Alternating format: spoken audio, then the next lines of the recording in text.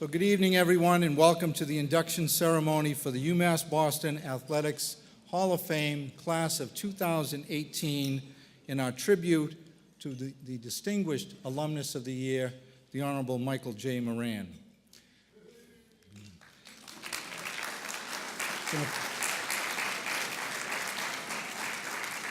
That's a good enough cue.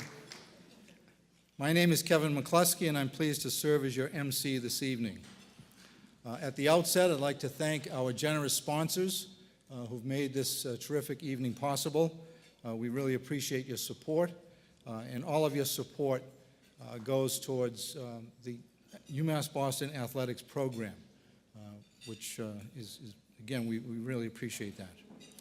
And since we are paying tribute tonight to our great legacy of athletic achievement, as well as the accomplishments of our incoming class, I would ask all current members of the Hall of Fame who are with us here this evening, and there are many, to stand and be recognized. Our current Hall of Fame members, please stand.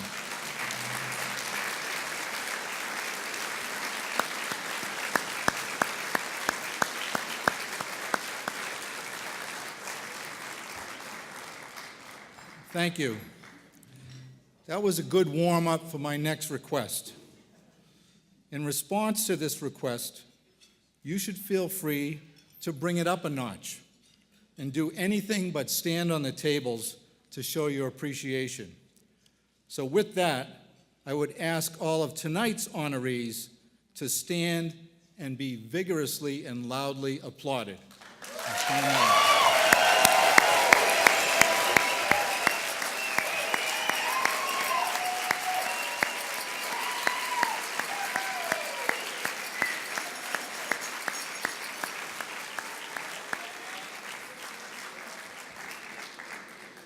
Thank you. Very good. I have to tell you, from up here, this is one good-looking crowd. And despite the rain, everyone seems to be in a very good mood. Nice when the Sox win, isn't it? Yeah. Start spreading the news. The Yankees did lose. And just a housekeeping item, Representative Collins, I just want to remind you that if you guys get out of line in any way, the Speaker still has the authority to remove you from the chamber. So, in case you mistake this hall for the Charlestown Knights of Columbus. And welcome, Mr. Speaker, looking for Leader Mariano, who may not be here. So let me say a word, though, about one of our graduates, Leader Mariano, Ron Mariano, who is the majority leader, as you well know, and also known in his town as the founder of Quincy Youth Basketball. And he received his master's degree in education from UMass Boston, so we hope that he can join us, and we'll certainly welcome him back. And we also have, to begin this evening's program, we have a pleasant surprise. This gentleman was able to adjust his ridiculously hectic schedule today to join us, and we greatly appreciate him doing so. He is a frequent visitor to this campus for parent and student open houses, academic and alumni events, and special occasions like the recent opening of our new residence halls and the Chancellor's inspiring convocation ceremony. As a first-generation college graduate himself, he is a passionate booster of this university's mission, and we are very pleased that he has taken the time to join us. So please give a warm welcome to the University of Massachusetts President, Marty Meehan. Mr. President.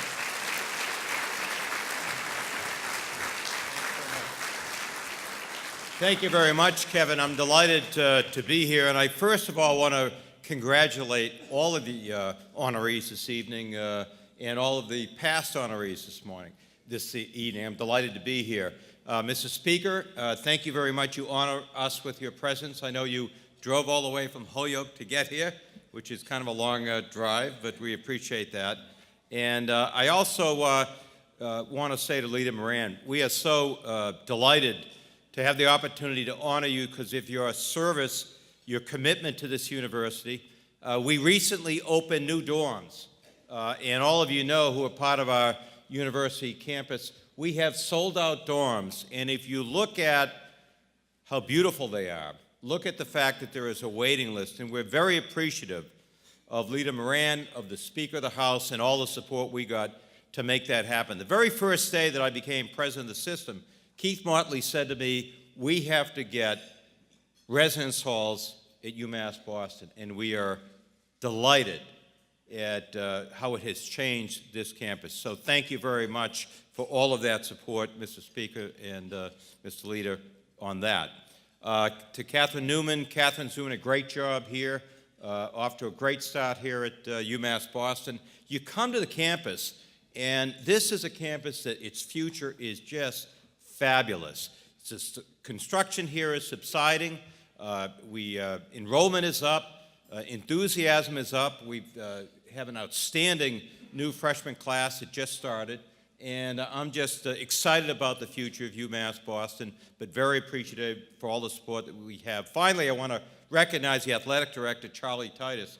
And I know that Leader Moran has been very involved with New Balance and all the development that's happened there. Well, that has paid dividends, as the leader knows, to this campus, because Charlie was instrumental in developing a sports leadership program, and Jim Davis and New Balance have made a very significant contribution, the largest in the history of UMass Boston, of $5 million to support that. Charlie, thank you for that. Finally, I want to thank the members of the UMass Boston hockey team who are here. I really have to go out of my way because I spent 8 years at UMass Lowell, and people think that I support the UMass Lowell hockey team over the other hockey teams we have at UMass, but I want to say it was a great season last year, and I'm looking forward to UMass Boston's hockey season this year. Thanks very much.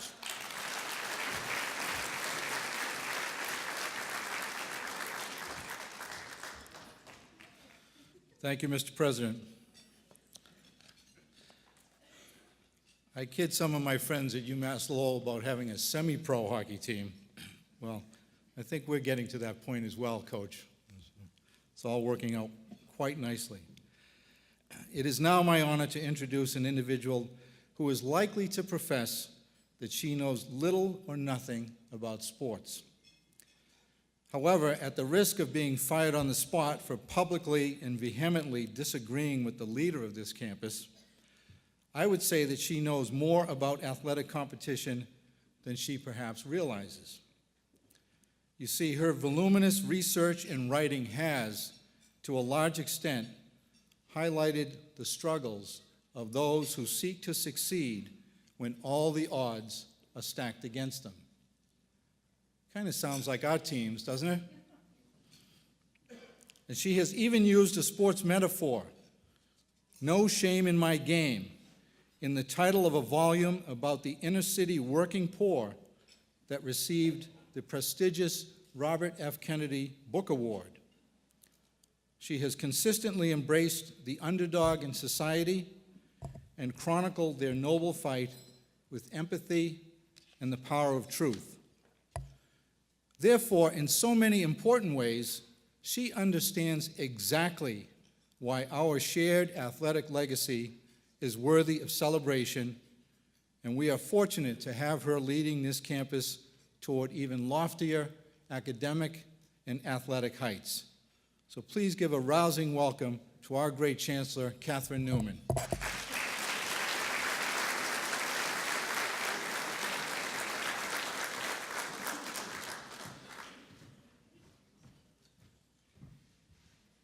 Well, thank you, Kevin. Thank you so much, Marty, for being here. Speaker DeLeo, Leader Moran, all the other elected officials, past and present, we are so happy to have you here. I have to correct this record about my athletic ambitions. Up until the age of 12, I was actually a super athlete. I held most of the sprint records in my hometown, which was not too far from Oakland, California. And those of you who know anything about track and field know that Oakland, California is the place that produced most of the Olympic teams in the 1960s and 70s. And when I started to get good enough to compete over there, that's when I realized my career was over. Time to become a scholar instead, and that's why I'm here today. But I am I am really looking forward to coming and watching, especially our outstanding women's track and field team, because I still remember the electric feeling of that baton hitting your hand in the anchor leg of the relay race. It's an extraordinary explosion of energy, and I love to watch other people enjoy that moment. So thank you, Kevin, for that introduction. I'm just delighted to be here tonight and to welcome all of you and to celebrate the achievements of our athletes who are here tonight and who have been with us for some time as their distinguished athletic careers unfolded on our campus.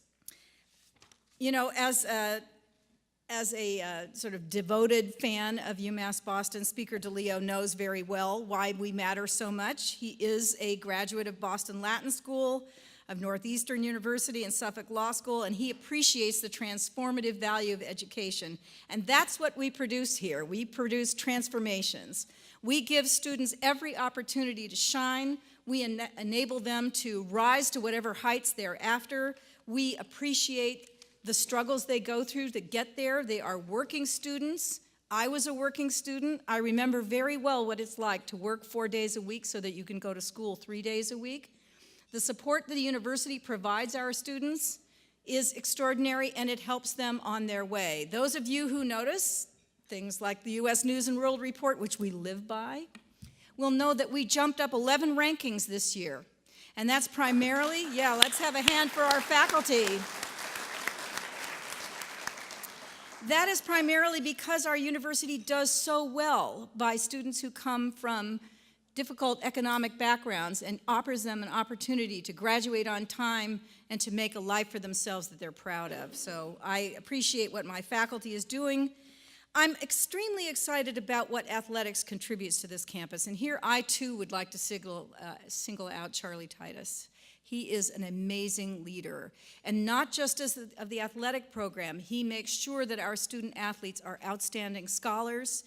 They create bonds between themselves that we would like to see replicated all over the campus. The kind of affection they have for each other, the support they provide for each other, that's a model of what every student should experience here at UMass Boston. And with Charlie leading the way, that's what's going to happen, not only to our athletes, but to everyone else.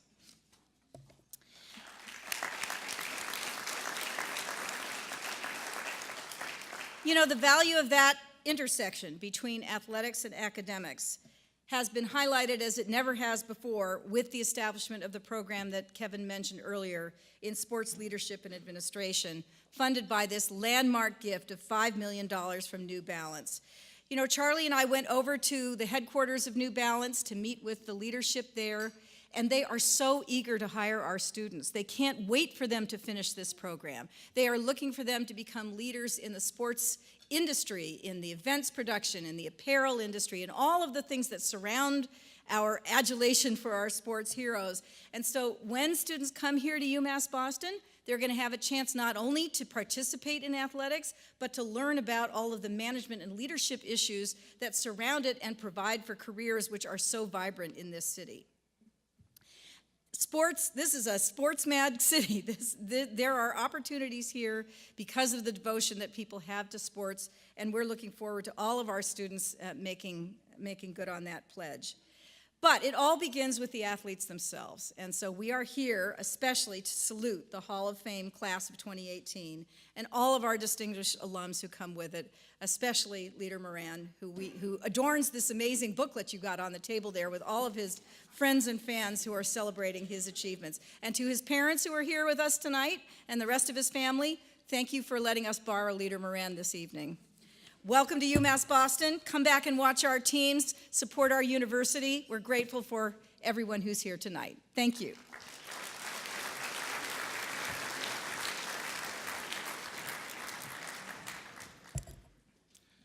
Thank you very much, Chancellor. And I would now like to bring to the stage a gentleman that you've already heard a little bit about, that I have known and respected since our days back here in Columbia Point, when he would give me a shot to get on the court with the big guys. Of course, he also knew that I'd give him the basketball as much as possible, so I think there was an ulterior motive in that, Charlie. So I'm now back as a proud member of his team, and I will have more to say about him as an honoree a bit later on. What cannot be stressed enough however, is the incredible devotion that he has dedicated to this university, has demonstrated to this university as the principal architect of an athletic program that has achieved national recognition for both its excellence and its ethics. He has given UMass Boston athletics what the late, great Aretha Franklin said that everyone deserves, R-E-S-P-E-C-T. Try getting that song out of your head now. So it is with great respect and admiration that I ask you to welcome to the stage our legendary Vice Chancellor, Charlie Titus. Good evening, Mr. Speaker, Leader Moran, Chancellor. I knew you when you were Mike. It's good to have you back here, and in this capacity, it's good for us to be able to honor you. Kevin, I want to thank you for that wonderful introduction, but this is Kevin's first go-round as the MC. He's the chair of the Hall of Fame committee, so Kevin was really working hard to make this tight and scripted just right. And he timed speeches for everybody, and he sent out talking points. And he said, because you're being inducted with your team, you don't need to talk a lot. So he sent me talking points. This is what Kevin sent me.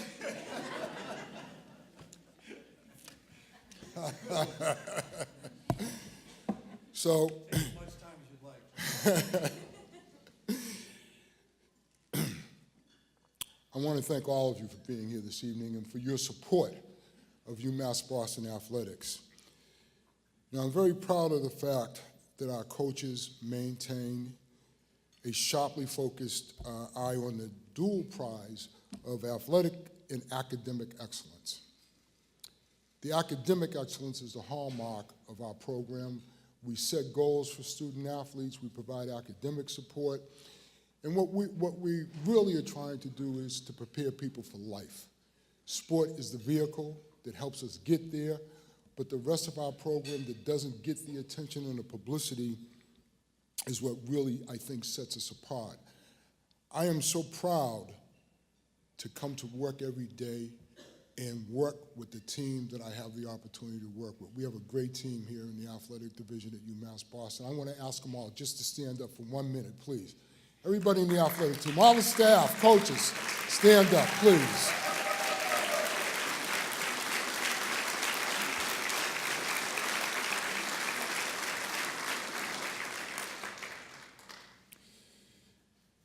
We are continuously serving notice to all that we do not intend to rest on our laurels. We've had a great 10-year run that is continuing.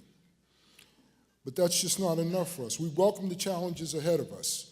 We've set some lofty goals. We have big aspirations. And with your continued support, we will continue to achieve at a high level. So with that spirit, as an appropriate backdrop, tonight is about recognizing what you have accomplished as individuals and as part of your respective teams. I offer my enthusiastic congratulations to all of our honorees this evening. I take my hat off to you. You know, one of the things that longevity gives you is the right to say certain things to certain people. I knew every one of these honorees when they were just students. Every one of you. And I coached some of you. It's a proud moment for me when I can see people come back and share the experiences that they had while they were students here, student athletes. And I say that to Mike in his hockey career here. I say it to Joseph as a soccer player and someone who constantly calls me to give me advice these days. I say it to Tony and Jimmy, Rodney, and all of you who participated here over the years. You do me proud, you do your university proud. Thank you so much.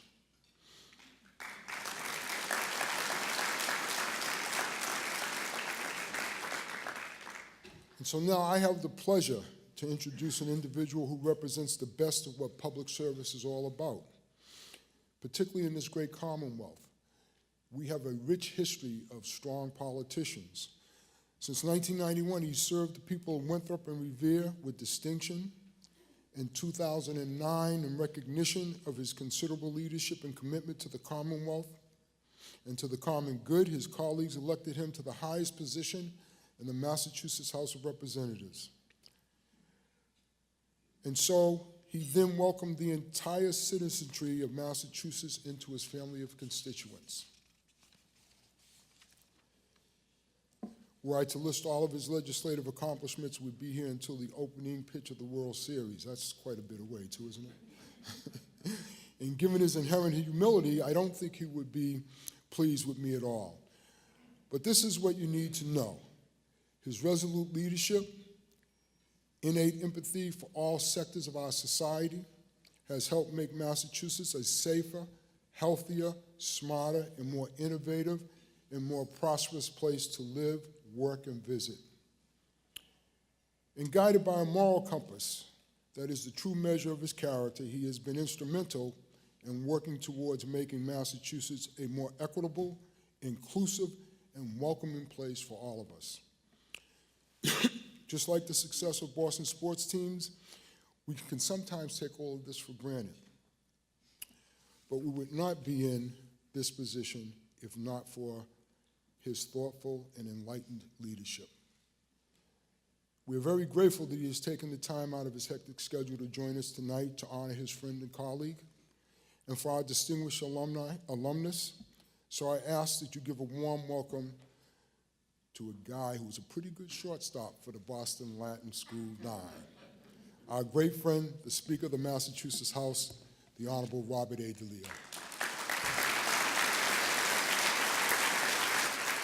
Good evening, everyone, and I'm so happy to be here tonight to celebrate with my good friend, I forgot his name already, Mike Moran. He's been waiting for me to throw jab, but I'm going to be very, very good to you tonight, Michael. And I can't say how honored I really am to have been asked to present this award to my good friend, Mike Moran. Thank you, Kevin, first of all, Boston Latin School guy right there. Chancellor Newman, congratulations on taking over the reins here and for the wonderful job that you have done.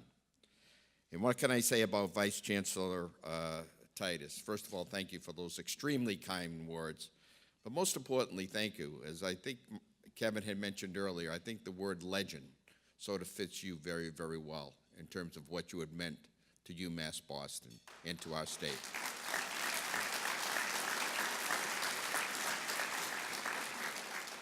I also would like to recognize some of the other elected officials who are here this evening. We have Chairman Michaelwitz, Chair Lady Benson, Chairman Honan, Chairman Lon. You can tell that these are all people coming up for to be reconsidered as chairs next year. That's why they're here tonight. City Councilor Chiomo, former representative and chair of Ways and Means, Brian Dempsey, if you could all stand and be recognized wherever you may be.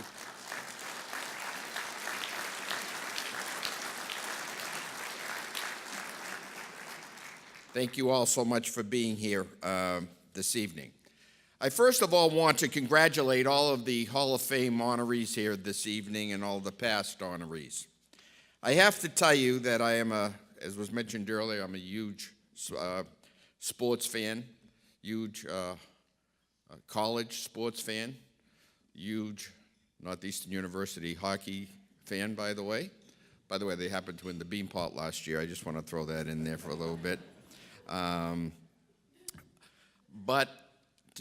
First of all, to go from high school into college into play athletics, I really believe you have to be a special person.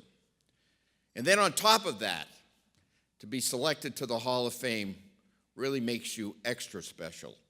So I want to know, I realize the hard work and dedication that you had given when you played sports here, and to receive this ultimate honor, I think is just wonderful. I want to congratulate again all of tonight's honorees.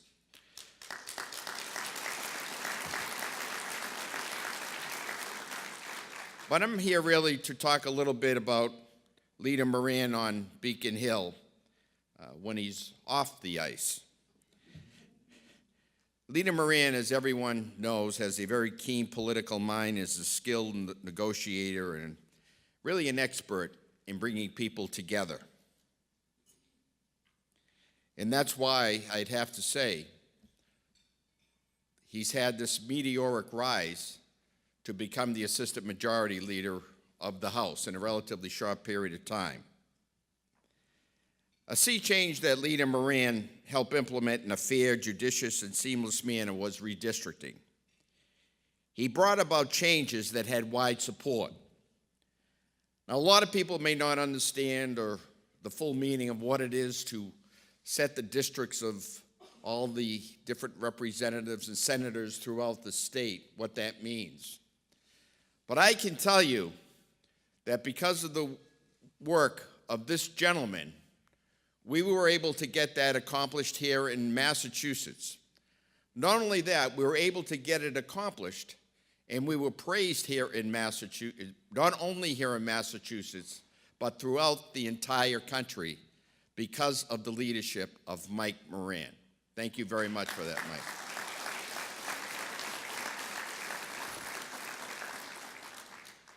In addition to that, he's been a tremendous advocate for his district.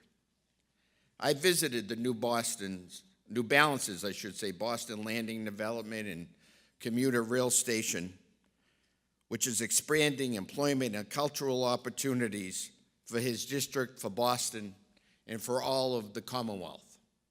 That gives you a little bit of an insight into what this man also has meant for the people of his district. And a little bit of an insight in terms of that he never forgot where he came from. That not only was he a leader, have a leadership position in the entire Commonwealth as Assistant Majority Leader, but he never forgot where he came from. And that's why he's done everything he could to make sure that the people in his district were taken care of. Leader Moran's hockey past is never too far from his everyday.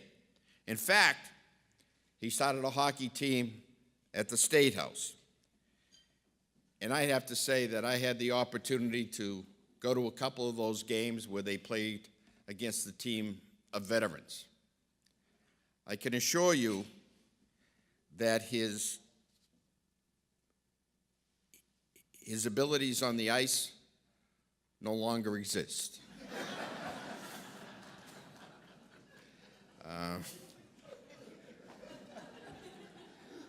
As the Vice Chancellor said, I'm honest and I tell it like it is.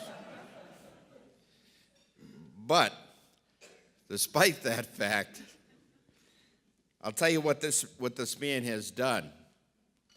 You talk about taking, and I'm really not joking about the way he skates now, but anyways.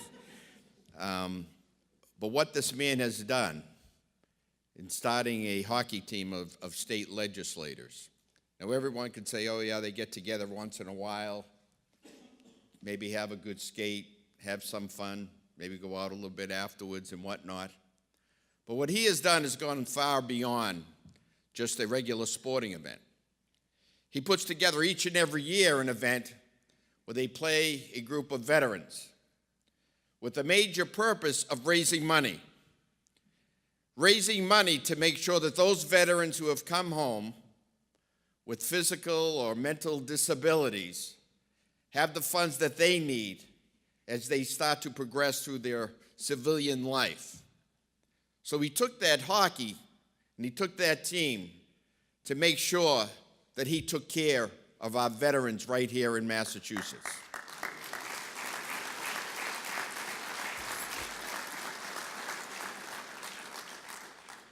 But I have often said that I also believe in the power of sports and those who have played sports and have gone on to become, I think, leadership positions because of their background and what they learn through playing sports. It promotes collaboration. Sport teaches players to celebrate victories as well as learn from our losses as well.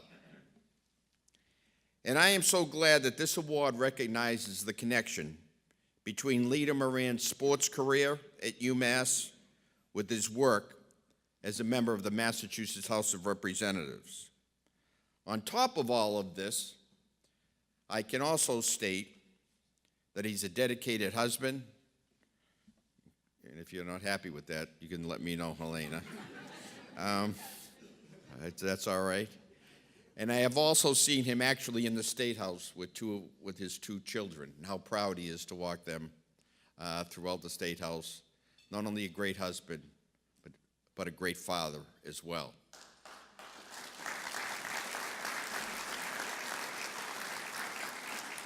And to see him here tonight with his mom and dad and other members of his family, I think speaks volumes of what this guy is all about. Dedicated leader, dedicated family person, loved and respected by all here in the Commonwealth. So quite frankly, I wanted to make sure that I got here today, despite the traffic coming here from Holyoke. And if Mike, if you could do something about the traffic, I'd appreciate it. But it's really my esteemed honor to present to Leader Mike Moran with this Distinguished Alumnus Award. Congratulations, Mike.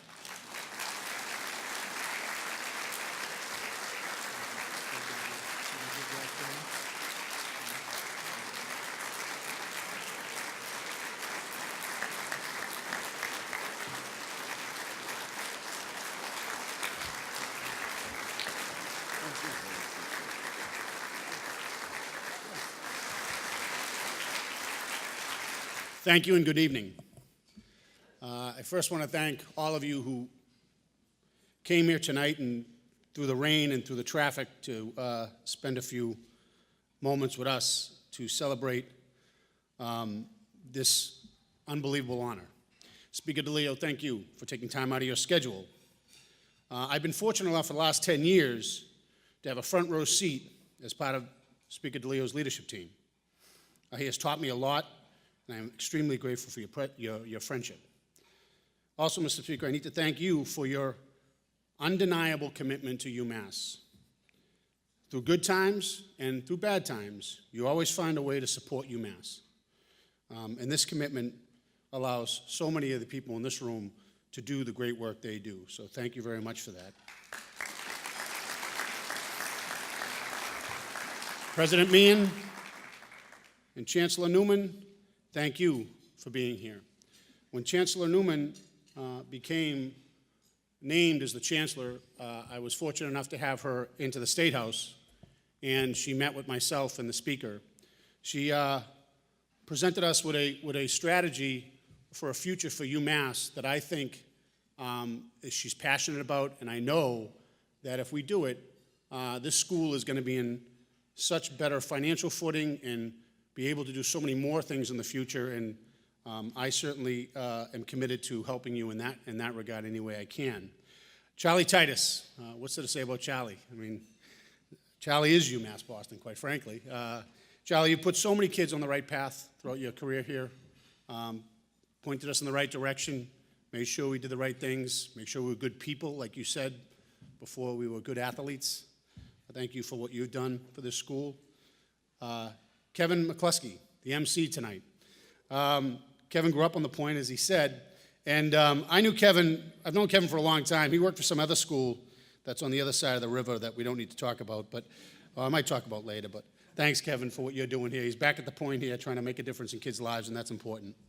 I want to thank the Hall of Fame Committee and the Alumni Association for the honor they've bestowed upon me and on everyone in this room that is receiving this honor tonight. I thank you for that consideration and that support.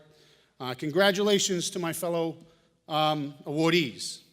I promise you, your induction and recognition on your athletic success far exceeds anything I've ever done on the field, ice, or court. I can promise you that. And I am truly honored to share this night with you. Finally, I just want to thank my friends that are here to celebrate. For much of you, this recognition is as much mine as yours as it is mine. I've never written a speech like this before. I've never had to. So it was strange when I sat down and thought about what UMass Boston has meant to me. But as I was penning the words to paper, two words kept appearing. hard work and dedication. It is those two words that best describe the athletic teams at UMass, their grit, their hard work, maybe not getting the type of accolades they should, but always working hard. Those two words describe the students that come to UMass.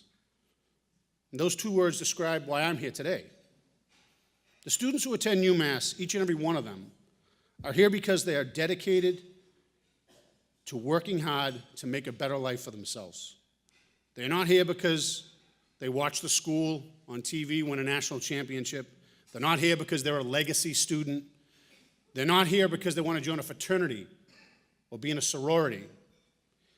They're here because they share a similar trait. They are willing to put in the hard work, sometimes after a long day at work, sometimes after taking care of their children. And they do it for one very simple reason: to take advantage of the opportunities UMass offers them to create a better future for themselves. And that, honestly, is why I love coming to this school and I loved coming to this university, because all the people that were here had that very same goal. My road here to UMass was somewhat challenging.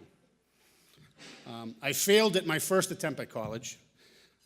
Coming out of high school, I was given a little scholarship to play some football up at a Division II school in Springfield. I excelled at football, not much else. So I returned home with my tail between my legs, not sure what I was going to do. I figured I'd probably try and get into a union, learn a trade, maybe get a good job. I really didn't know what I was going to do. This is where being the youngest in the family paid off. I'm the youngest of 4 children. My 2 oldest sisters, Bernadette and Diane, who are here tonight. Thank you for being here, sisters, Bernadette and Diane. Applause for my 2 sisters. They both pulled me aside and said, go back to college, get a degree. They did this because, they were going to night school and they were trying to get a degree, and they knew that if you didn't do it when you were young, the chances were it was going to be a lot harder when you got older. Thankfully, I listened to them, and off I went. I applied at UMass, and the rest is history. I'm extremely fortunate to have the support of a family by my side my entire life. My brother Sean is here tonight. He is here with his wife Paula and my godson Michael. Thank you guys for coming.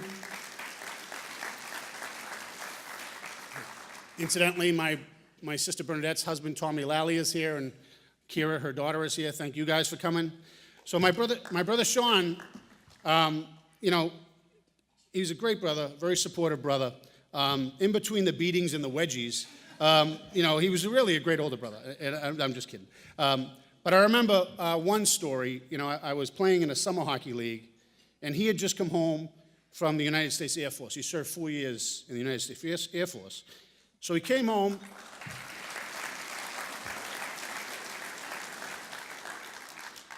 And he was looking at my legs, and my legs had bruises all over them. I was a goalie, by the way. And he said, "What's wrong with you? What's wrong with your legs?" And I said, "Well, my equipment ain't that great, but it works. And the kids on the team shoot hard." And so he said, he took a look at the pads, and he took a look at my equipment. And he said, "Mike, this stuff you got to get new equipment." So, he went out the next day, bought me all new equipment, and I'm sure he probably didn't have the money. He just got out of the service. So it's those stories and things like that that really speak to the type of support that I had from my family and the type of things that I'm just really grateful for. It all starts with my mom and dad, who are also here, Maureen and John Moran. My mom and dad, they immigrated from America to America from Ireland in 1960. And they taught me many things in life, but most importantly, they taught me a work ethic. Our family, I don't know if you know this, we have a long and storied history in academia. My father was the head groundskeeper at Harvard University for 49 years. He took care of the property over there for 49 years, retired. And my mother, she worked at the Basilian Club. Now, for those of you who don't know Kevin knows what the Basilian Club is. It's one of those prestigious clubs in Harvard a men's-only club where people like us probably wouldn't get in. But my earliest memories, some of my earliest memories is on Saturday and Sunday mornings, I'd go over there with my mother, and we'd clean up the place, and because those kids at Harvard, they actually drank beer too. I don't know if you heard that, but we would clean up on Saturday and Sunday mornings, and my mother really is. She's sort of the rock of the family. She was our accountant, our nurse, our seamstress, our chef.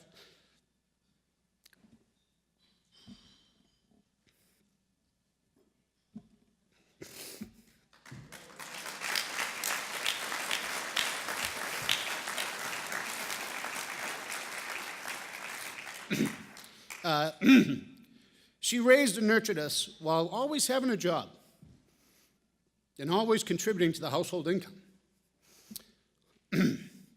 Then there's my father. And for those of you that know my father, quiet is not a word you would use to describe him. You know where you stand with my father in 10 minutes after meeting him. That's sort of the way he is. Maybe I get that from him. I don't know.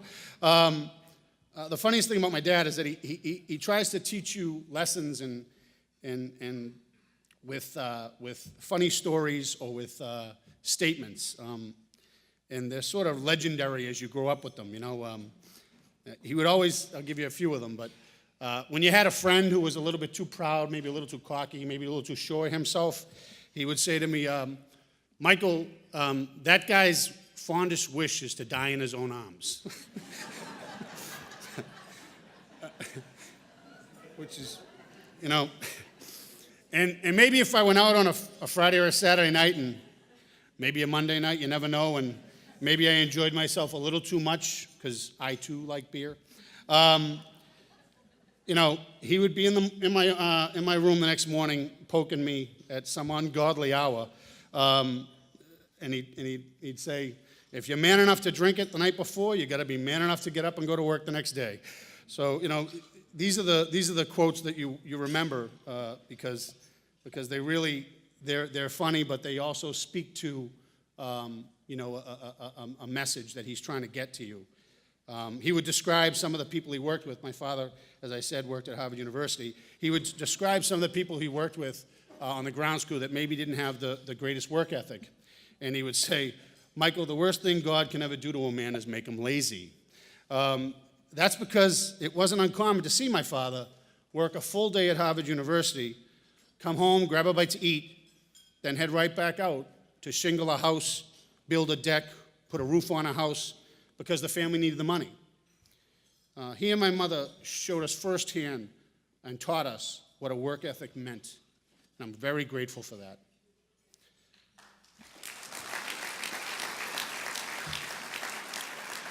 Finally, I have the privilege of sharing this honor with another part of my life. My wife, Helena Padalero, is here. And as Bob alluded to, we have two daughters who are not here because they're probably going down for Tubby right now, but Eleanor, who's 6, and Adelaide, who's 4. Helena is like my mother.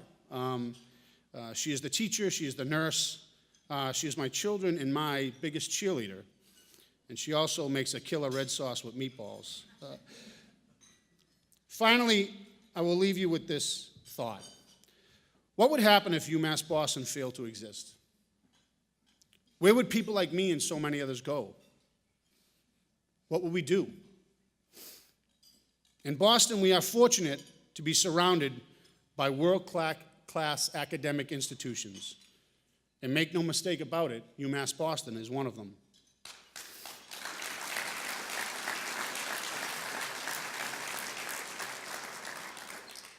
It offers a chance for those in life that need a break to catch a break.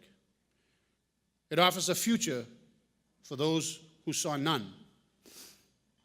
For those who have the drive to better themselves and those that want to put the hard work in, this is the place for you. UMass Boston is truly a beacon for those who want to create a better life and a better future for themselves. For all that UMass has offered to me, as well as many of my friends and family, I say heartfelt thank you. Mr. Speaker, we might need you for a photo over there with the leader before you go off to your next appointment. Okay, well, that's right, yeah. Pretend it's the Latin School yearbook, Mr. Speaker. You'll be nice and comfortable. DeCara is still here, too, is he? Larry was.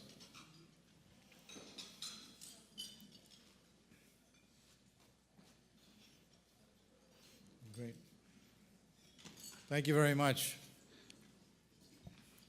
And you can see why we were so proud to honor Leader Moran this evening with the Distinguished Alumnus Award, and we thank Representative Jim Collins for placing his name in nomination, along with Dickie Kelly and some of the other guys who felt that this was very, very well deserving, and you can see why, with Leader Moran speaking to us, from his heart.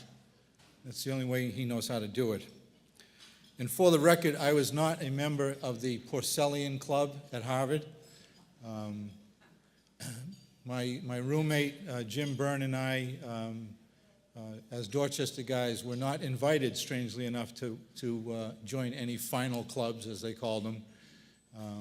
We had other names for them, but we won't go there.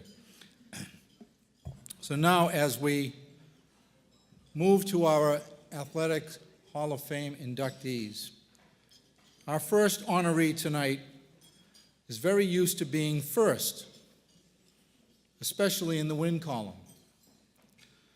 As the most successful volleyball coach in program history, she led the Beacons to 8 Little East Conference tournament titles, 9 Little East Conference regular season championships, 3 NCAA New England regional championships, and 3 appearances in the NCAA Division III Elite 8. During her 12 seasons on the bench, she led the Beacons to 258 wins and boasted a whopping 67.2 career winning percentage. An All-American player herself in a little place called California, which is west of Dedham. Well, they play some mean volleyball there, as those of us who have a clicker watch and see and say, my goodness, they're killing each other. She has mentored several UMass Boston All-Americans, but every player she coached was lifted to reach their full potential. And Cassy can speak more about that. And she is revered by them because of that. She earned the New England Regional Coach of the Year honors in 2010 and was inducted into the American Volleyball Coaches Association Hall of Fame in 2016. And now we are very proud to welcome Coach Terry Condon into the UMass Boston Athletics Hall of Fame class of 2018. Thanks, Kevin. First of all, I'd like to congratulate all the other inductees for this honor and being inducted. You all deserve it. It's something that I think every athlete strives for in the end of their career, that they hope that this happens. I'd like to start. There are 2 dear friends that I would like to thank, Keith Motley and Charlie Titus.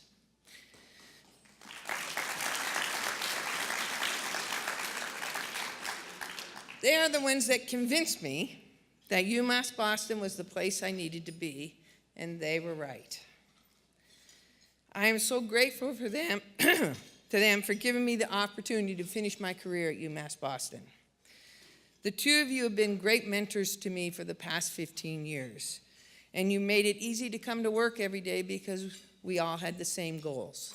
We all wanted to win, graduate, retention, all the things we needed to do. It is because of you 2 that UMass Boston has become an NCAA Division III contender both regionally and nationally in all sports. Thank you both. I hope to continue to meet you on the golf course, and I hope to continue to take your money.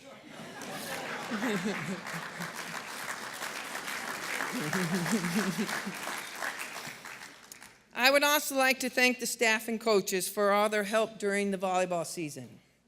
My main role was the Senior Associate Athletic Director, and I was very busy sometimes and needed help from the staff and the coaches to cover some of my responsibilities. You did that willingly, and I thank you very much. UMass Boston has grown into one of the best public institutions with one of the best athletic programs in the country, being ranked 49th out of 451 Division I schools, or Division III schools. This is due to our coaches and our staff. Without these coaches and staff, this department, we would not have success. They have set the bar at such a high level, both academically and athletically, that they have no other option. They strive to win and to graduate our student athletes. Every alum of Boston State and UMass Boston should be very proud of this institution and for where it's come over the past 15 years. When I was thinking about the volleyball program and what I would say, I kept coming to mind is all the young women that came and dedicated themselves to this program. A coach is only as good as their player. If it wasn't for the drive, passion, and determination of these players, we would not have been successful, and I would not be here tonight. I want to thank all the players that are here, that have come back tonight, for coming and for what you've given UMass Boston and the volleyball program. Finally, I would like to thank my family and friends who are here tonight. I don't say it much, but I really do appreciate that you came here and what you do for me. Thank you. Our next honoree, and by the way, it just occurred to me when Coach Condon was speaking, she mentioned the fact that one of her primary roles here has been the senior associate athletic director in charge of just about everything. And my office is next to Charlie, so when she came to tell Charlie that she was leaving, I just want to tell you, it is still a sorry thing to hear a grown man weeping uncontrollably. And he's still upset. But now we welcome Stephanie Dollar to the team as well. So our next honoree was a key member of the most successful teams in UMass Boston volleyball history. And she earned Little East Rookie of the Year honors as a freshman. As the all-time volleyball assist leader, she led the Beacons to an overall record of 113 wins to just 24 losses during her four-year career. A four-time All-Little East Conference All-Star. 4 times. This Colorado native led the Beacons to their first Little East Conference title in 2009 and to their first NCAA regional crown in 2010, playing for Coach Condon, of course. As I said, she has traveled here from Colorado to enjoy this great weather and to see, if she stays around Sunday, she'll see what a real professional football team looks like. Did you tell me, though, that you have the Patriots? Someone still wears Patriots gear to work in Denver? Okay, well, that was someone else. Never mind. So we're so pleased that she's traveled here from Colorado with her family for this special night. And we're excited to welcome Cassy Hanneman to the UMass Boston Athletics Hall of Fame class of 2018.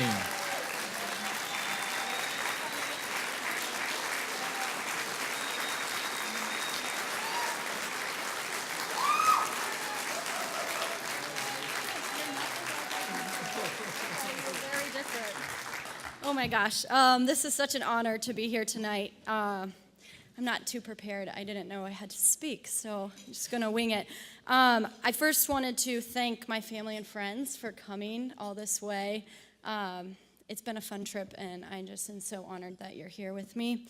And then I'd like to thank Coach Condon.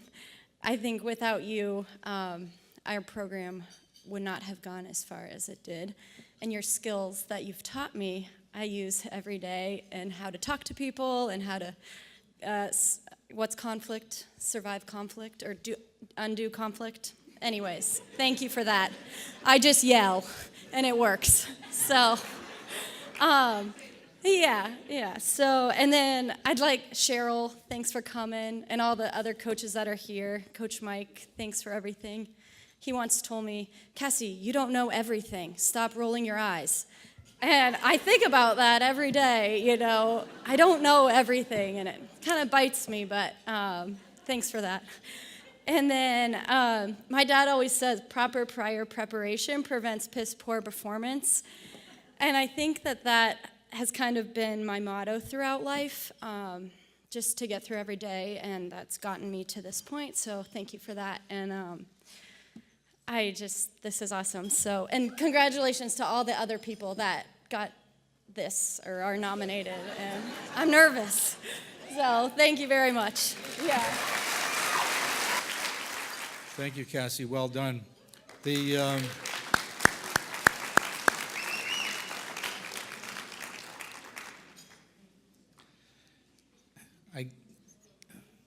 Cassy was coming up and she said to me, "You're not anything that I expected you to be." I don't know how to take that, but I guess looking at the big screen, all I can tell you is that the nose and glasses aren't fake, although it could come across that way. So now we turn to the soccer field. And by the way, let me just ask as well, all of the honorees, at the close of the program, we'd like to take, I'm under strict orders from Kareem Wade, who will kick my behind if I don't say this, that all of the honorees need to get over here and we'll take a group picture with the Chancellor and with the Vice Chancellor, okay? So we now turn to the soccer field to honor the first women's soccer player to record 100 points in her extraordinary 4-year career. During those years, she led the team to a combined record of 50 wins against only 30 losses and 9 ties. And the team made 4 straight Little East Conference tournament appearances. She finished her career with a total of 51 goals and 13 assists for an incredible 115 points. We are very proud to welcome Dr. Kristin Mulry, she's a veterinarian, to welcome Kristin Morey to the UMass Boston Hall of Fame class of 2018. Kristen? Hey guys. So I, like Cassy, also didn't know that we were supposed to prepare something, but I did try to come up with something to say. So like a lot of people, I think I ended up at UMass Boston by mistake, but I think it was one of the best mistakes I ever made. I just kind of, I think, emailed Coach Zombek just on a whim after not really being able to play before when I thought I could play at the college level. And, you know, she invited me to become part of the team and the Beacon family. And, you know, I can't really thank her enough for everything on and off the field. Most importantly, being able to babysit my dog Rondo when I had to take exams or be in lab or things like that where you weren't really supposed to bring a chihuahua. So, I mean, everyone that Coach introduced me to pretty much, you know, has really been so much of a UMass family to me, and I really am very thankful for that. Cheryl, I have never met more of a sports fanatic than you. Your support on the sidelines is incredible, but it really doesn't compare to the support that you receive off the field. I didn't have time to have you proofread this, so I hope it goes okay. said, from the start, I think you could probably say I was one of those high-maintenance athletes. But I really, really want to thank you for putting up with me and putting me back together every game, when I really didn't think I was going to be able to go out there the next day. Thanks also for providing a place for naps when I needed them. And I really, really would like to try some of that kinesio tape if you still have any. Coach Greg, I think when I was younger, we didn't really always see eye to eye as a player and a coach, but your coaching experience and the skill level that you brought to our program really, really propelled us into the program that we are today, which I would consider a force to be reckoned with in the Little East Conference. I think that, I'm really upset that you kind of left, but I think Emmanuel's really, really lucky to have you, and I think that you're going to be able to really accelerate their program as well. To all the teammates that I got to play with, I'm so grateful for having the opportunity to play with you. Every success on the field wasn't possible without a team, and each and every one of you were a part of that. I was really, excited to thank Krista Layden for breaking all my records, but also being able to come and visit me so often at work with one of her dogs, Brody. To all my friends, some of you that have been by my side since before I even started college, to other people who I've met more recently, you've all impacted me in terms of the person I am today, the athlete I was, and the person I continue to strive to be every day. Thank you. To my sister and my brother who are here tonight, I really appreciate you being here. I really appreciate you both for always going out of your way to be there for me, especially if that means flying in on a flight that got in at 4 o'clock this evening and knowing that you have to be gone again at noontime tomorrow. Thank you both for being there for me all the time, but most importantly, for being my best friends.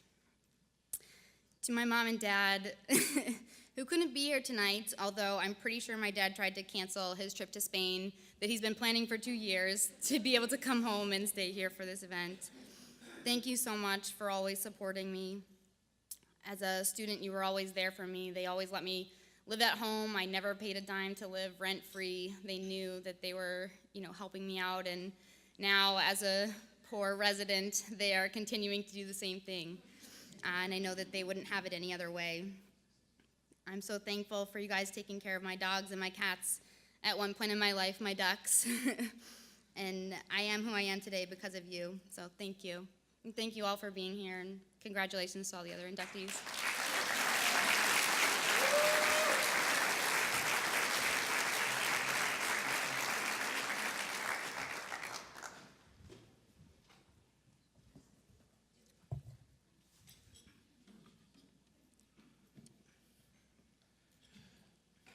And while the photos are being taken, let me take a moment to thank the MVP of this evening and putting it together, who has infinite patience with some of you who responded a tad late, but a guy who put this whole thing together, and we had the expert help of Diane Smith, and with our colleague Dave Wahlberg, but Dave Marsters deserves our great thanks for this.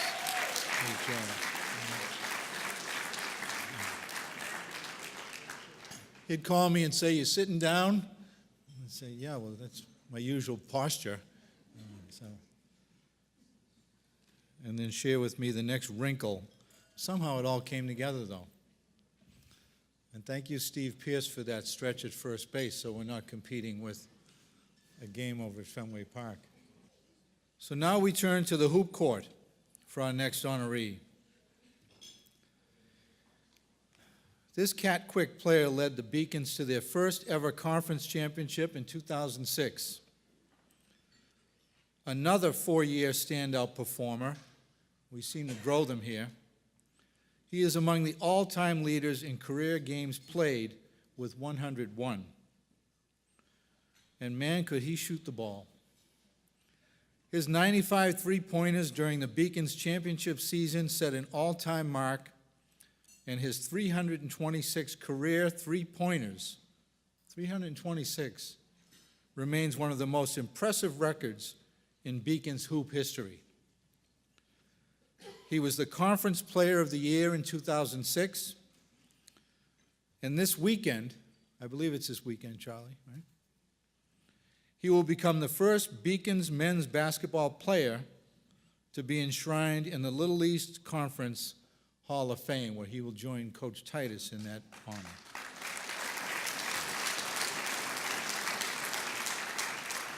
So we are very proud to welcome Tony Barros into the UMass Boston Athletics Hall of Fame class of 2018.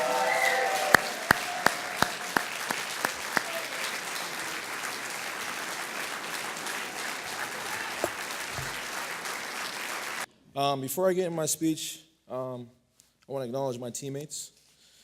I know we're going to get acknowledged later, but by the time I'm done here, they may not let me speak again. So these guys let me shoot every time down the court, and I'm dead serious. We had a fantastic team, and we did things that have never been done. And it's hard to do that when you're at commuter school, and I think that's something that needs to be pointed out. It's hard, it's changed, the campus is changing, UMass has changed, but we did things that weren't easy. We hung out after practice, we hung out on our times off, we liked each other. And to win a championship, you have to have that. We had an amazing staff, amazing trainer, amazing coaches, Coach Tucker, who had the most energy of anybody I ever met. Coach Hughes, who's no longer here with us, was an amazing soul. And Coach Titus, who taught us about discipline and how to be a man. So, Coach, thank you for changing your cologne. It's about time, wherever you are. If you hugged this guy, you would smell like him for a week. So he's toned it down. It's because you've been hitting the gym. All right. So bear with me here, all right? I want to thank everyone and extend my sincere gratitude to my mom, Stephanie, Marshall, my family, my friends, my coaches, the university, and my teammates, who we've gotten to a lot of battles, and we had each other's back at the end of the day. I wouldn't be here and be able to make this possible if it wasn't for you guys. This is an honor that I take very seriously, and it makes me very happy. It makes my family very happy. With that being said, it takes a village to raise a kid, and I had a village behind me throughout my whole life. So I want to acknowledge that. I have about 3 tables of friends and family here, and they've been here for me my entire career. They've been to every game, from the park to now, and I'm honored to have this, and you guys, this is an honor for all of us. All right, so thank you guys.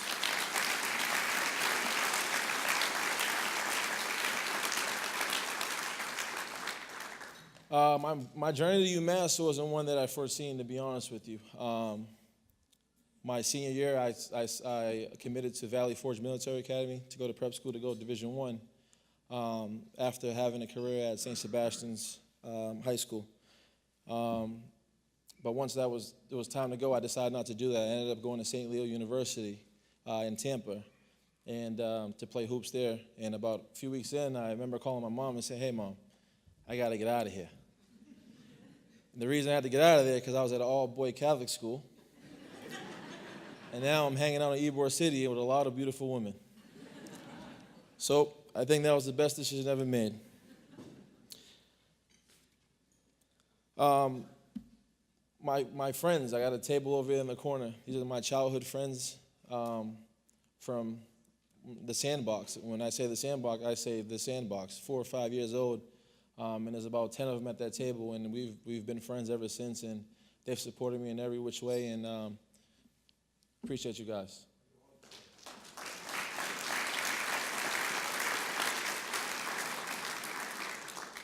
So to go back to how I got to UMass, once the word got out that I was looking to come back to Boston and play hoops, I started getting calls. My mom started getting calls. But there was this one coach who, he was a little different. And his name was Malcolm Smith, and he worked under Coach Titus. And this guy just wouldn't stop. Ultimately, I ended up playing second semester, spring semester, in a holiday tournament. I transferred over freshman year. And I remember, before you knew it, I was playing with the team in Jacksonville for a holiday tournament. And from there, the plan was to leave after the first semester, and that didn't happen. I love the campus. I love my teammates. We had a good thing going, and I decided to stay. And standing up here, I can say it was one of the best decisions I ever made. So thank you to the university for allowing me to come and play some basketball. What was reality? From a single mom who worked 2 jobs every day to make ends meet.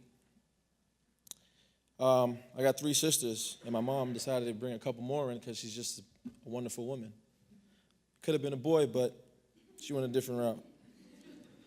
But at the end, I found basketball.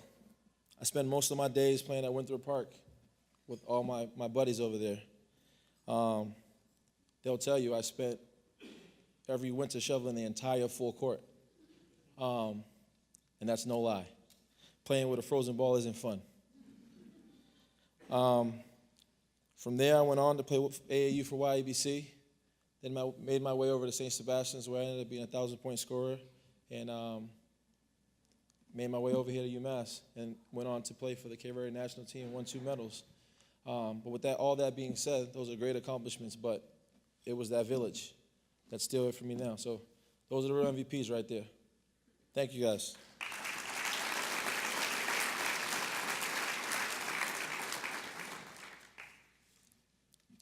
In the end, as Charles Lindbergh elegantly stated, success is not measured by what a man accomplishes, but by the opposition he has encountered and the courage with which he has maintained the struggle against all overwhelming odds. I can sit here and tell you I've overcome a lot of stuff, and the University of Massachusetts has made me a really good man, and I'm proud of who I am, and I'm proud that my mom's proud of who I am. So thank you, guys. Thank you, Tony. Well done. And have fun this weekend at the Hall of Fame it's in Maine. Charlie, you're going to Maine for this? Wow, Maine. Do they know you're coming? I know you're excited about this. Charlie mentioned we're going to Maine. Does anyone want to go? So Tony, we'll be there in spirit, okay? In Maine,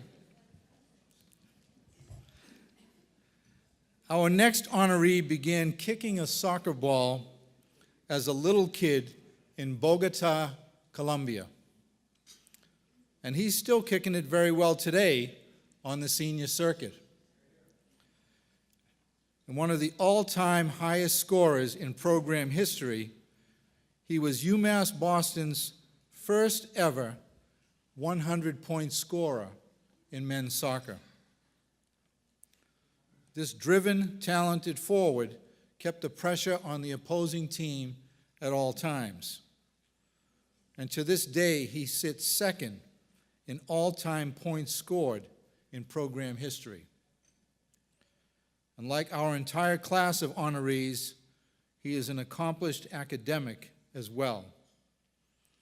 And so we enthusiastically welcome Dr. Joseph Chavez into the UMass Boston Athletics Hall of Fame class of 2018. Oh, this is amazing. Thank you very much, Charlie, honorable guests. This is a dream come true. Things that you see on TV, and I think I worked a little speech. First of all, I want to thank God for being in my life. I want to thank my dad. I wish he had been here, but my mom is here.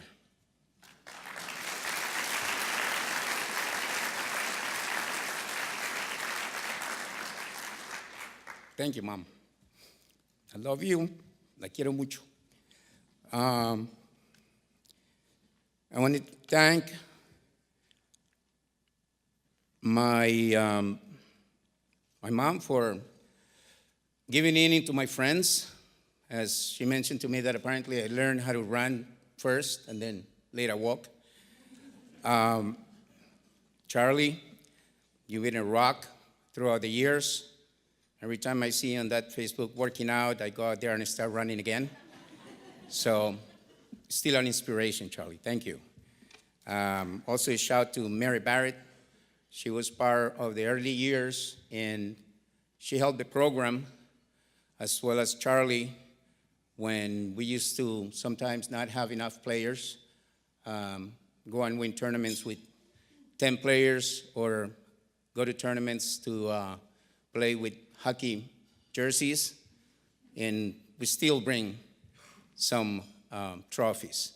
So thank you for supporting us way back in the early 80s. I salute my fellow inductees as well. Apparently soccer players go all the way to become doctors. I like that. So education is amazing. My family has been also a sport. I have my daughter with me, Sophia, which she's still kicking my butt running. I think it's genetics. Great working out with her. I love you, honey. And my other daughter, Jessica, who couldn't be here, but it's also a precious person as well.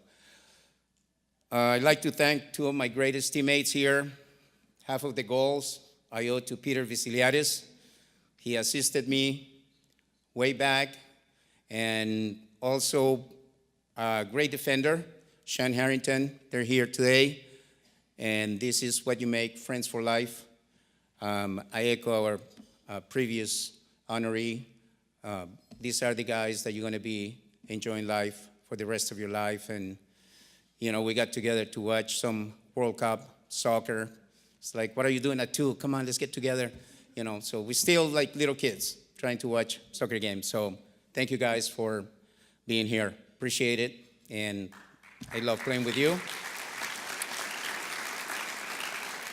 I also like to recognize that some of my current buddies from over the hill, there is still life. For those of us over 50, we're still kicking it. We're still playing. I'm still scoring, thanks to those guys back in table 27 and some others that couldn't come here. So, although we enjoy a little bit more of beer and barbecue afterwards. So, a couple of remarks about the early years. You know, it was just amazing to have a program that it was in its infancy. We used to do rides all the way up to Maine, 6 hours on the bus, play 2 hours, come back 6 hours, back home, and some of us had to go to work. So it was just the love of the sport. And when you mix it with education, that is a powerful combination. So takeaways from my years at UMass Boston, it's home. I always come home. I always, wherever I go, I played in Europe, I played in the Caribbean, I played semi-pro for many years, represented the Commonwealth of Puerto Rico in international tournaments as well, came back home, played in California, Florida, and it's always been the sport that had taught me the discipline and had taught me that if you work hard, you can achieve what you want. So thank you very much. Congratulations to the other honorees, and this is a dream come true. I appreciate it. So we began this evening by recognizing those who put in place the first building blocks of the combined shining athletic legacy of Boston State and UMass Boston. Our next honoree dominated the lacrosse field for the Boston State Warriors as a versatile and fierce competitor. As the go-to player on Man Up, he led the Warriors to the Colonial League championships in 1974, 75, and 76. A 1977 team MVP, co-captain, and first-team All-Colonial All-Star, he joins a stellar list of Hall of Fame lacrosse players from the Boston State era. As his good pal Tom DeMeo was in from San Diego as a surprise, he has stressed, our honoree has instructed and inspired generations of lacrosse players and coaches. So I think this is a phrase, I don't know how to play lacrosse, but sticks high. So sticks high as we welcome Kevin McLane into the UMass Boston Athletics Hall of Fame class of 2018.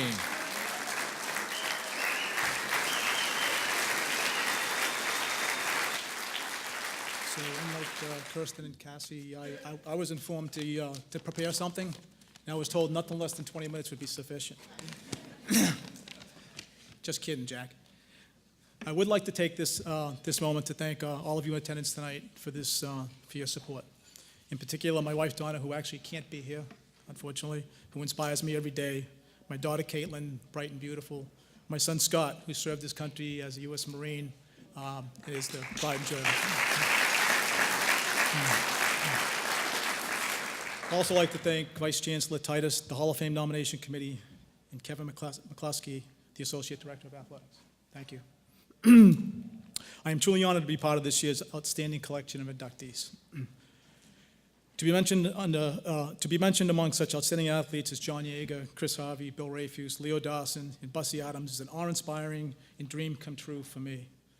These were the best players of my time, and I did nothing but respect them and admire their determination, skill, and just overall talent. Congratulations to all of tonight's inductees, in particular Bill Jacobs, who has left a legacy of teaching, coaching, and baseball in my hometown of Norwood/Walpole. And it's great to see that Bill's finally recognized for all the things that he's done. It's become very trendy and somewhat cliche for inductees to thank others around them for being the player that they are or that they were. But I can be rest assured that is absolutely the case for me. So sort of coin a phrase, I was a catch and shoot guy. If things didn't happen around me, Kevin McLane was really not much of a player, really. So although I'm quite certain guys like Chris Harvey, John Yeager, Bussy Adams, if you just got those guys the ball and get the heck out of the way, they were going to do a lot of damage. Myself, I needed guys around me in a supporting cast to make me look good. Many of my successes result of plays in which John Yeager, Tom Ferrara, another great goalkeeper, would make a ridiculous save, kick the ball up to a screeching midi, Jack Warren, Dan Hayes. Those guys would sprint the field, kick it off to Paul Murphy. Paul Murphy would draw two, dump it to Kevin McLane, who's sitting all alone in the goal crease, and I'd throw it in the goal.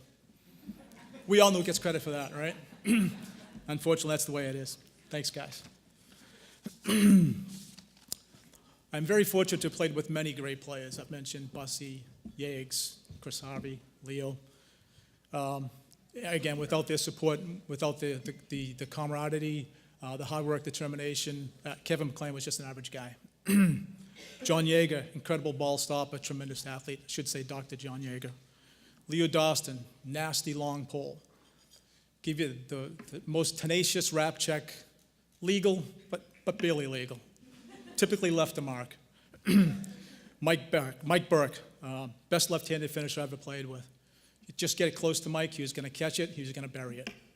No problem. Danny Hayes, who personally saw that I got to and from every practice and home from Hunter's Pub for after our team meetings. You knew his face dodge was coming, you still couldn't defend it. Unstoppable. Paul Murphy, toughest, most fundamentally sound player you'll ever find. Without these guys, again, Kevin McLane's just another guy. Jack Warren, Dan Willey, Ron and Jemmy. I don't even know how to describe these guys. But they were a lot of fun, and they made it fun for me. What else do you say about a line nicknamed the Mary line? Just you can't express it. Bussy Adam. Bussy took Boston State lacrosse to the highest level. His offensive skills were second to none. His stick was an extension of his arm. He was able to see the entire field, make the critical pass at the critical time. Bussy was an amazing talent. It was a pleasure to play with him my junior and senior year. There were many, many others in supporting roles. My thanks go out to them as well. And then there's Coach Webb. So no Boston State lacrosse induction is complete with Coach Webb. True legacy. Unfortunately, couldn't be here tonight. When Coach Belichick was playing defense for Wesleyan and worrying about where Marty Dota was on the field before he took his goalie's head off with the rocket from the point, Coach Webb was winning championship after championship.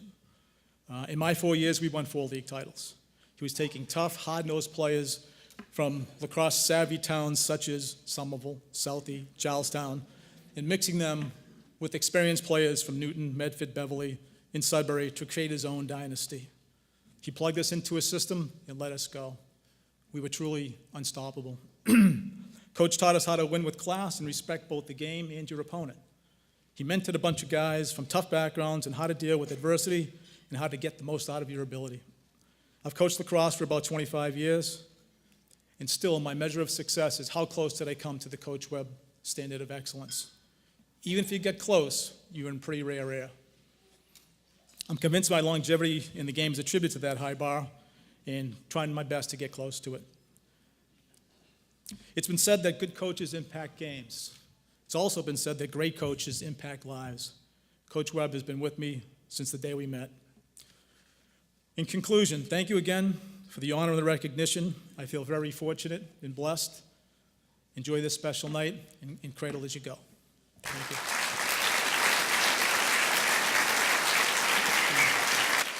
Thank you very much, Kevin. Nice to see another guy whose nickname is probably Kevin Mack, so I'll take that. So now let's turn to the rink.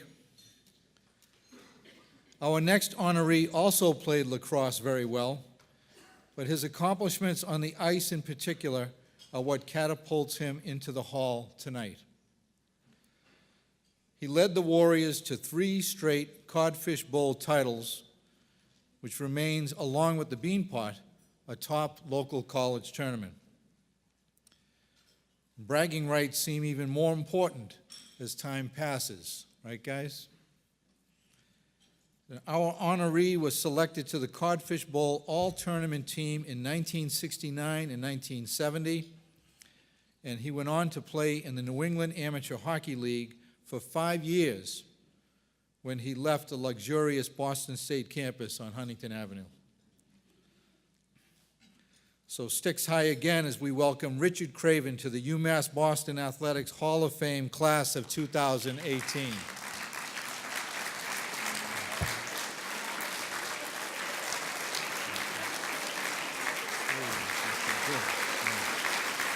Good evening. Thank you. I think I'm batting last here. So if you can just keep your phones away for 5 more minutes, and you can go and do whatever you'd like to do. What I'd like to kick off with, I'd like to thank some people. Very important. Chancellor Newman, Vice Chancellor Charlie Titus, Dr. Motley, Kevin McCluskey, David Wahlberg, David Masters, and the Hall of Fame Selection Committee. It's important that they be noted. And there's 3 other gentlemen I would like to cite posthumously. Those are my former coaches, Eddie Barry and Bob Barry over at Boston State, and also the athletic director, Gus Sullivan. Boy.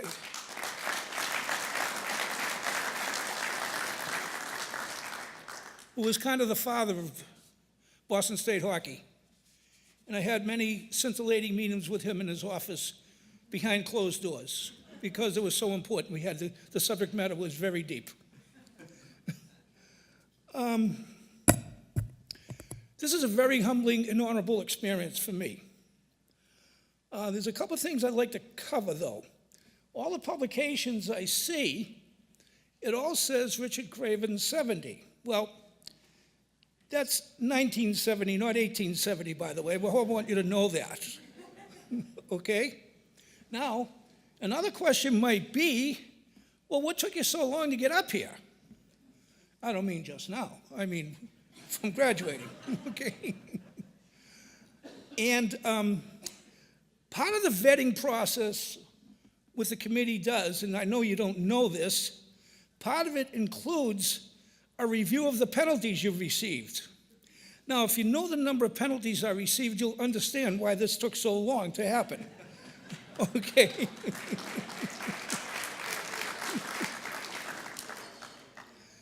So, on a very serious note,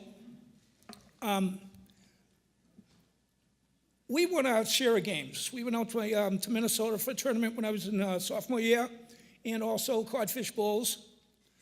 And we had our shares of wins. But really the essence of what we did was we built a camaraderie.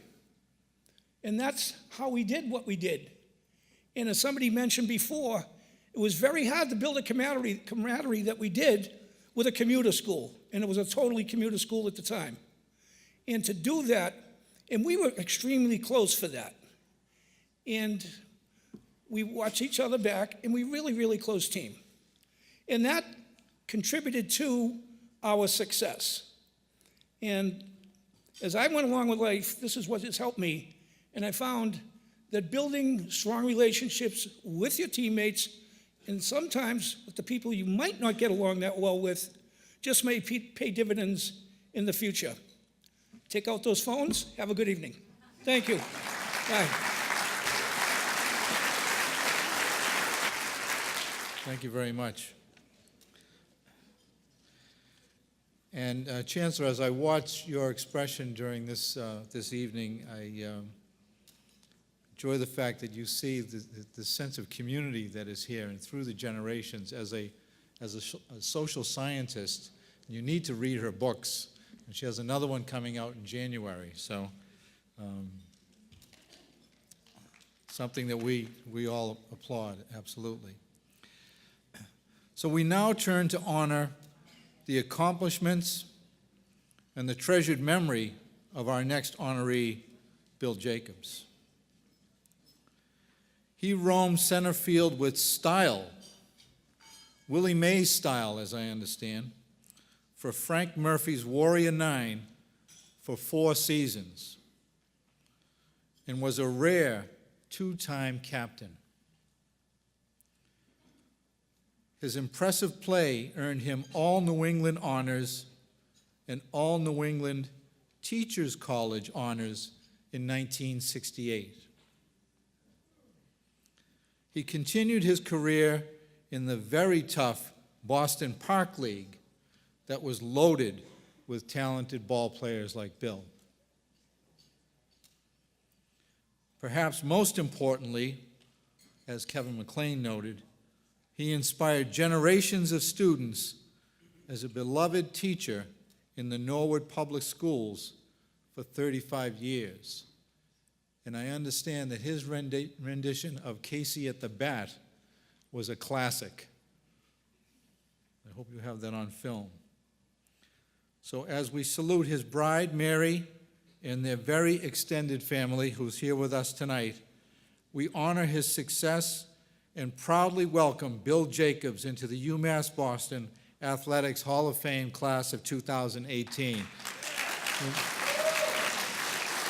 And his son, Bill, will accept the award on behalf of the family. And Mary.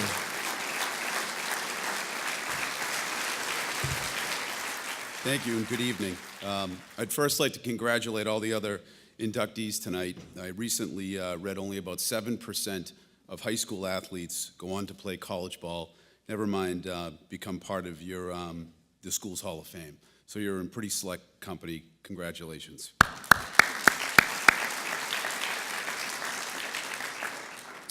On behalf of my mom, the entire Jacobs family, I'd also like to start with a number of thank yous to Chancellor Catherine Newman, Vice Chancellor Charlie Titus, Dr. Keith Motley, Kevin McCluskey, Dave Wahlberg, Dave Masters, the Hall of Fame Selection Committee, and also for us, a very special thank you to Dick Kelly, who was such a great help navigating us through the process. Thank you all.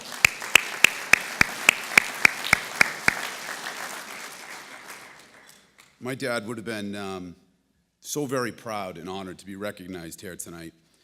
My dad's experience at Boston State as both a student and a ball player were the foundation on which he built a 35-year teaching and coaching career. The impact he would have, as others have noted, on students and players in the Norwood community was tremendous, and it was all rooted back to his start at Boston State. My dad loved the game of baseball. He loved to play it, he loved to coach it, he loved to watch it, he loved to talk it, he loved to argue about it. He loved everything about it, from Parkway Little League to St. Mary's of Brookline to the Boston Park League.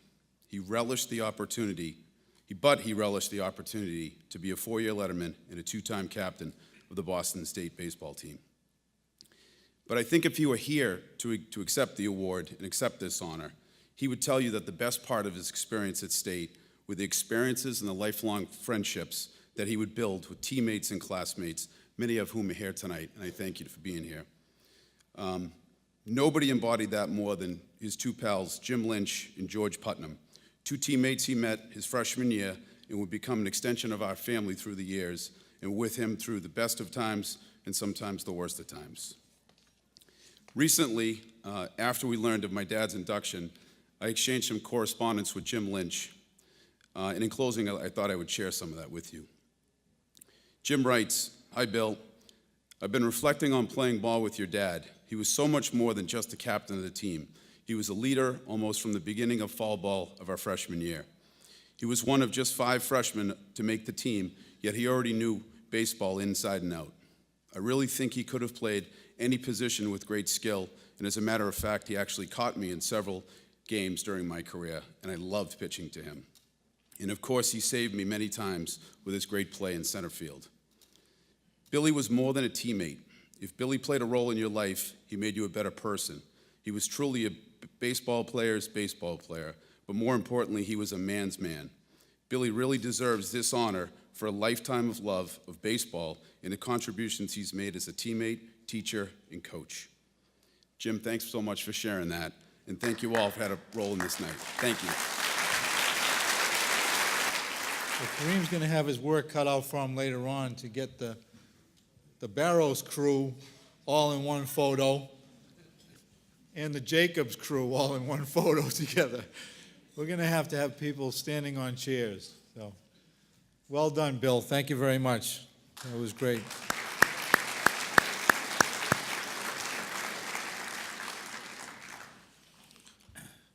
Coach Egerbrodt was saying, I would have liked coaching that guy. Absolutely. So as he was moving this entire athletic program to national prominence as Vice Chancellor, Charlie Titus, as you know, also spent several very successful years as the mild-mannered Beacons basketball coach. At least that's what Mike Lynch told me when you chased him out of the gym. So he started it all as a club team in 1974, and he made it sing from there through the years as a program to be reckoned with. His 2005-2006 team still stands as the only men's basketball team in program history to capture the Little East Conference championship. The team ran the table in the Little East Conference tournament, winning each game in dramatic fashion. As a tribute to their success, the Beacons had 2 all-conference first-team honorees, an all-defensive team selection, an all-rookie team selection, and of course the Player of the Year in Hall of Famer Tony Barrows. So the best person to call his guys up to be inducted into the UMass Boston Athletics Hall of Fame class of 2018 is the man who was named Coach of the Year that same season. So we welcome his team and him as coach again into the UMass Boston Athletics Hall of Fame class of 2018. Coach. I coached basketball here from 1974 until about 4 years ago. And when you coach that long, you obviously have a lot of good teams and a lot of good players. I would never say which was my favorite team, because we had some really good ones. But this team was very, very special. It was special for a number of reasons. Tony Barrows told you about his journey to get to UMass Boston. And he certainly was a scholarship caliber player. Jimmy Hall had a similar journey, scholarship caliber player, who started out at another school and ended up at UMass Boston. We had Tommy Howe, who recruited out of Vermont, of all places. Tommy was going to be a special player, Tommy Gun, we called him. We lost Tommy to cancer. That was very sad for our team. When I came here, the year after I came in 1975, Rodney Hughes came to assist me as basketball coach. And in 1982, he became an assistant athletic director and basketball coach. And 5 years ago, and he coached this team. And 5 years ago, we lost Rodney to an illness. When I think about the special people on this team, and every one of them, Yudo Aroko, who is back home in Japan.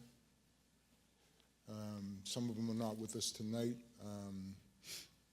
Amigo Panagua, who is in the Dominican Republic. Eric Bateman, who's back in Jersey.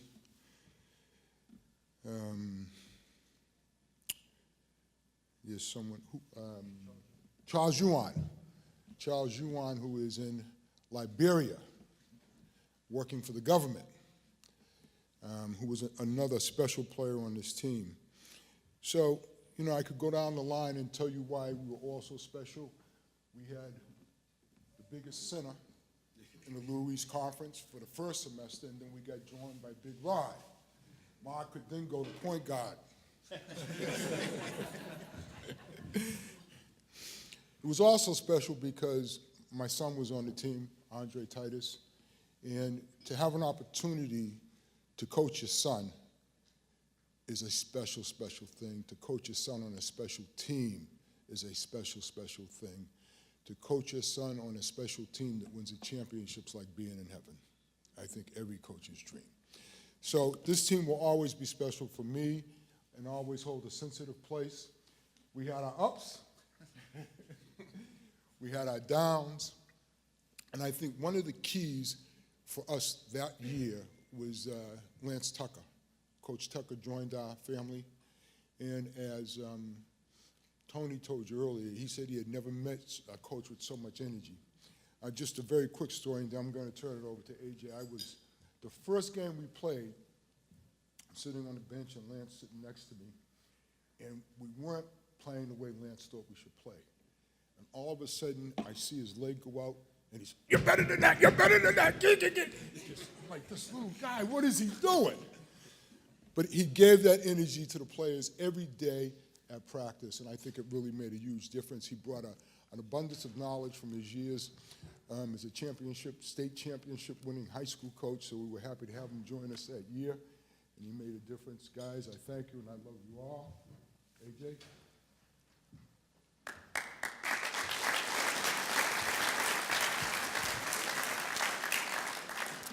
Good evening, everyone. I'd like to thank the committee, Kevin McCluskey, Pop, Vice Chancellor, thank you. Really quickly, you know, Pop mentioned Tommy Howe and Coach Hughes, who aren't with us. Tommy was my roommate freshman year. We were the freshman backcourt that were recruited. Tommy was one of the sweetest, nicest kids, but was also one of the most dogged competitors on the court. And, you know, we really miss Tommy. A guy like him, you know, it's sad that he had to go through the ordeal that he went through, but he gave us all strength when he was here, and we continue to take strength from him moving forward.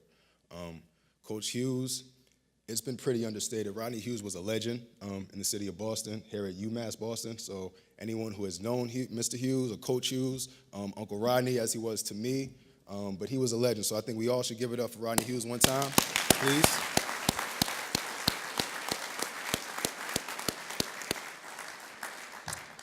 And the last person I want to recognize was probably the happiest person in 2005, 2006. That was my mom. She's not here with us. She passed in March of 2017 of pancreatic cancer. But, you know, I remember my mom being one of the loudest people at the games, cussing at the refs, yelling at the other team, yelling at the coaches. And that was when I was a kid going to the games, and she would have me on her lap watching my dad. So when I started playing, you can imagine how much that intensified. But, you know, she told me that her favorite part of that year was after we won, I ran to my pop and jumped in his arms. And Pop, I don't know if you remember this, but Father's Day 2005, in your card I wrote that we were going to win the conference championship the next year. So I remember that. I went over and gave him a hug. And she had that picture of him holding me, and she said that was her favorite part of the year. So I would be remiss if I didn't share that with you guys. And Mom, I miss you. We love you, and we know you're here with us tonight. Thank you.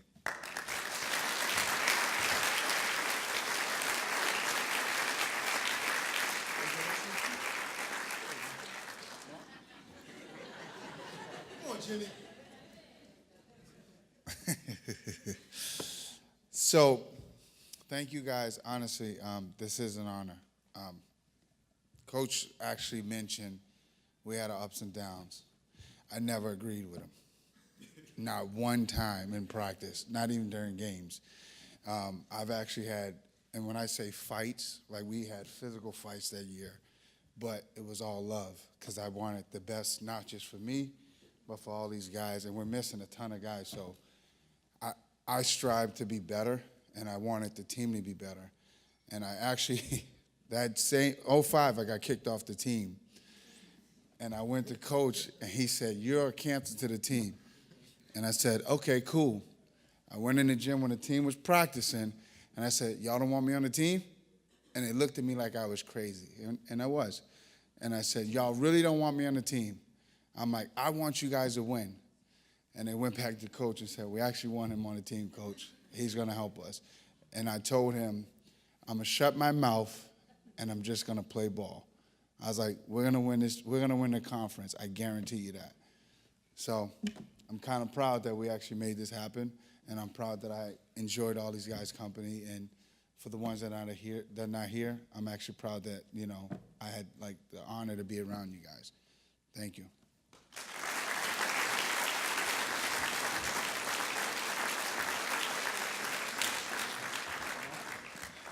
Well, I've already had my chance to speak, but I'm going to introduce Mark because he's not going to come up here. So, Mark, you got to speak. Let's go, buddy.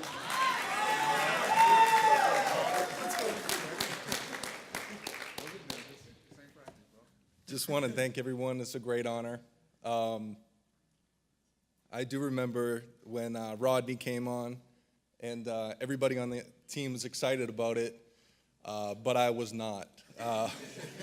Everybody told me that we were going to have a big center in town, and I was one of the tallest on the team, so I felt like I was the big center.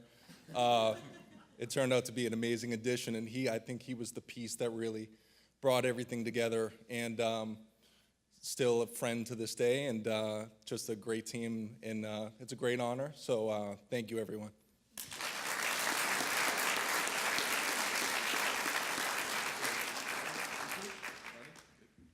I'm going to introduce Rodney Bennett because he's very shy.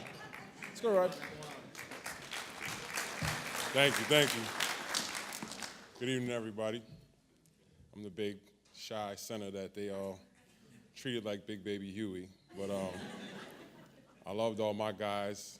I was the giant that they relied on, you know, and really and truly, although it was a lot with basketball, Titus was like life coach more than anything because I came into school, you know, started out part-time, you know, not exactly on the team for the first semester, came the second semester, and I remember distinctly after the first game I played, Coach stops practice and goes, "You, come here, come talk to me in my office."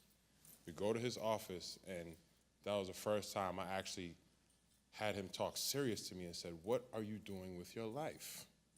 And that told me that I had a special calling or gift or, you know, just something that was totally oblivious to me. And being a life coach rather than being a basketball coach, he doesn't realize how much that's changed me to this day, even regardless of my college history and everything, just everything that he implied to us off the court as well as on the court.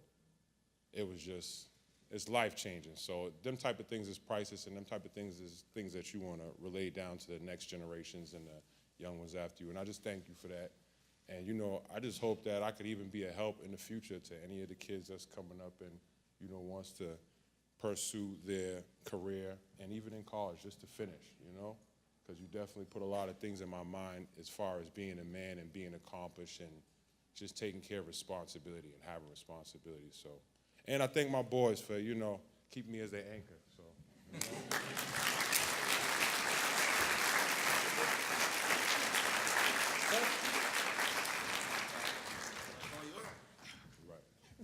Good evening. I want to say congratulations to all the inductees. Like Coach Titus said, I came over from a high school. I'd like to thank Coach Titus and my dear friend who I grew up with, Rodney Hughes. Malcolm Wynn was coaching prior to me coming, and he went on to high school, and there was a position open.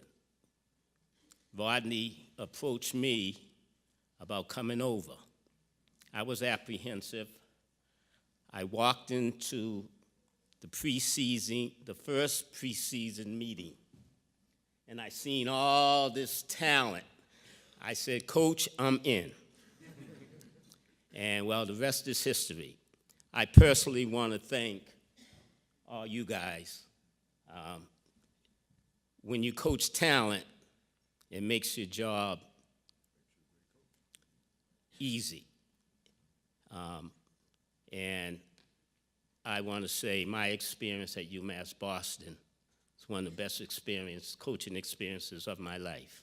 And I thank all these guys for that. Thank you.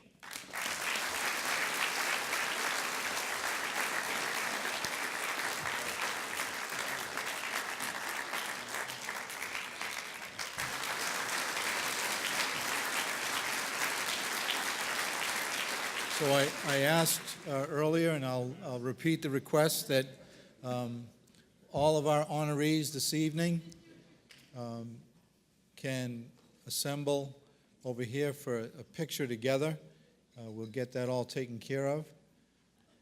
So we have the Chancellor and Charlie Titus there now, and I just have to tell you folks in closing that I could not imagine a better night, a more deserving, worthy group of inductees and honorees. And I think back to Leader Moran's comments and his passionate comments about this university and what it means to him, and what it means to so many people. And his mention of hard work, commitment, dedication, and people having to go the extra mile. That's what all of you did in your accomplishments. That's why you're being honored appropriately as members of the class of 2018 Hall of Fame. And I want to thank all of you for joining us this evening. Safe home. Enjoy the rest of the night. Thank you very much.